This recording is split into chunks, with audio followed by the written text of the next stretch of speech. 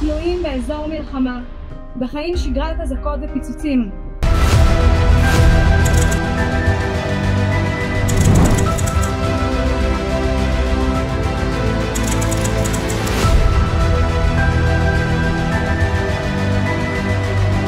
קח אותנו צפונה, אני אעדכן שאחד הדברים הטובים שקורים לאחרונה זה שכלל הארגונים האזרחיים שפועלים בגבול הצפון, גליל מזרחי ומערבי, התאחדו יחד השבוע מתוך הבנה שכוחנו, מה שנקרא, באחדותנו, ושהשלם גדול מסך חלקיו, ביניהם מצפינים, לא ב-1701, התנועה לסיפוח הגליל ועוד ועוד. אתה תופתע, יואב, מכמה תנועה אזרחית ערה יש כדי לסייע לעשות שני דברים. אחד, לתת מודלינג אולי למשרדי ממשלה, איך עובדים ביחד, וגם קצת להנהגה הצפונית שלנו שצריכה להתחבר. מדובר ב3 ערים, 11 מועצות מקומיות ו5 מועצות אזוריות שראוי שיעשו את מה שעושים האזרחים כדי להביא אותנו למקום טוב יותר.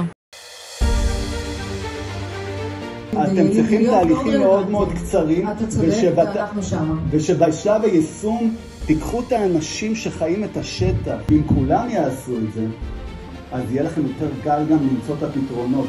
קחו אותנו כתושבים שעובדים עם הציבור, מכירים את הבעיות מבפנים, שלבו אותנו בתוך אותה מנהלת, בתוך אותן ועדות, שבסופו של דבר נעזור לכסף באמת לפתח את האזור. באנו להתיישב במקום ליד הגבול, מתוך ציונות, מתוך ערכים,